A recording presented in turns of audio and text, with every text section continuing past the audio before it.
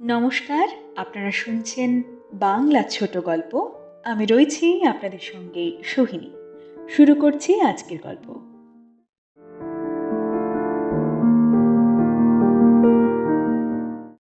রাত তখন 11:40। অফিসের কাজ সেরে রিয়া যখন বাস থেকে নামলো, কলকাতার রাস্তাগুলো অনেকটাই ফাঁকা হয়ে এসেছে। ল্যাম্পপোস্টের আলোয় ভেজা পিচ রাস্তাটা কেমন যেন মায়াবী, আবার একই সঙ্গে গা ছমছমে।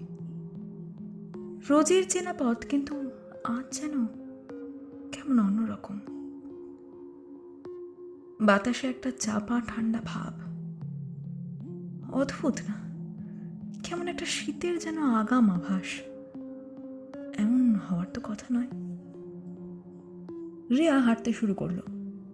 ওর বাড়িটা বেশি দূরে আর নয়, কিন্তু আজ যেন পথ কিছুতেই শেষ হতে চাইছে না। হঠাৎ একটা দমকা হাওয়া রিয়াকে যেন ছুঁয়ে গেল। রিয়ার গায়ে কাঁটা দিয়ে উঠল। আশেপাশে কেউ নেই, অথচ মনে হলো কেউ যেন তার পাশ দিয়ে হেঁটে যাচ্ছে। ঘড়িতে দেখলো এবার 11:55। বেশিক্ষণ না, আরেকটু হাঁটলেই বাড়ি। একটা পুরনো জরাজীর্ণ বাড়ির সামনে এসে রিয়া থমকে দাঁড়ালো। বাড়িটা বহু বছর ধরে পরিত্যক্ত। লোকে বলে ওখানে নাকি অশরীরীর বাস। রিয়ার আবার ওসবে বিশ্বাস নেই, কিন্তু আজ বাড়িটা কেমন অন্যরকম দেখাচ্ছে। জানলার ভাঙা কাজগুলো থেকে যেন কেউ তাকিয়ে আছে ওর দিকে। রিয়া দ্রুত পা চালালো, কিন্তু মনে হলো কেউ যেন তার পিছু নিয়েছে।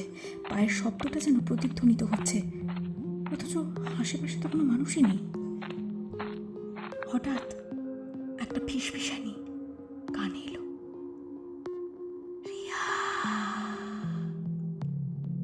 শব্দটা বাতাসের মধ্যে যেন মিশে যাচ্ছে। রিয়া ঘাড় ঘুরিয়ে দেখলো কেউ তো নেই, কিন্তু ফিসফিসানিটা আর থামছে না।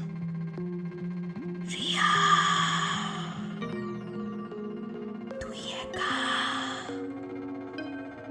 আয় আয়। শব্দটা যেন আরো তীব্র হচ্ছে, আরো স্পষ্ট, আরো কাছে আসছে। রিয়া দৌড়তে শুরু করলো। বুকের ভেতরটা ধুকপুক ধুকপুক করছে। পেছনে যেন কেউ তাড়া করেছে। কিন্তু আবারও ওই বাড়িটার কাছাকাছি এসে রিয়া দাঁড়ালো এবং দেখছে গেটের পাশে একটা ছায়া মূর্তি। ছায়াটা নড়ছেও না, চড়ছেও না, শুধু তাকিয়ে আছে। রিয়া চিৎকার করে উঠল, কিন্তু গলা দিয়ে কোনো শব্দ বের হলো না। ও দেখছে বাড়ির দরজাটা সামান্য খোলা, ভেতরটা মিশমিশে অন্ধকার। ও জানে ভেতরে ঢুকলে আর কখনো বেরোতে পারবে না, তবুও যেন একটা অদৃশ্য মায়া তাকে টানছে। রিয়া দরজার দিকে পা বাড়ালো। হঠাৎ মোবাইলে একটা মেসেজ টোন বেজে উঠল। স্ক্রিনে মায়ের নামটা ভেসে উঠল। মা লিখছেন, কিরে মা, আর দেরি করিস না। রিয়ার যেন সম্বিত ফিরল। মায়ের ফোনটা হাতে নিয়ে রিয়া দেখল, বাবা, 12:05। তার মানে এতক্ষণ সে বাড়িটার সামনে দাঁড়িয়েছিল আর সময়ের দিকে কোনো খেয়ালই নেই। রিয়া বুঝতে পারল আজ রাতে সে অন্য এক জগতের মুখোমুখি হয়েছে। রিয়া আর এক মুহূর্ত দাঁড়ায় না, ছুটতে ছুটতে তার বাড়িতে পৌঁছায়। দৌড়ে দরজা খুলে ভেতরে ঢুকে যায়। দরজাটা বন্ধ করে হাঁপাতে হাঁপাতে মায়ের ঘরে গিয়ে দেখে মা ঘুমাচ্ছেন। রিয়া মায়ের পাশে গিয়ে বসে। মায়ের কপালে হাত রাখতেই মায়ের শরীরটা ঠান্ডা বরফের মতো মনে হলো।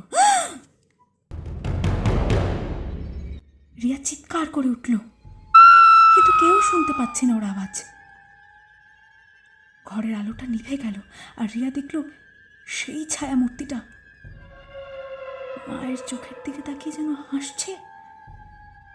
তারপর সব অন্ধকার হয়ে গেল।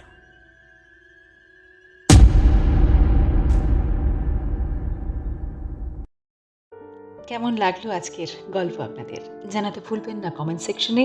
ভালো লাগলে অবশ্যই শেয়ার করবেন আপনার প্রিয় মানুষের সঙ্গে, আর তার সঙ্গে সঙ্গে চ্যানেলটাকে সাবস্ক্রাইব করে রাখুন। শুনতে থাকুন বাংলা ছোট গল্প। আমি থাকবো আপনাদের সঙ্গে, সোহিনী।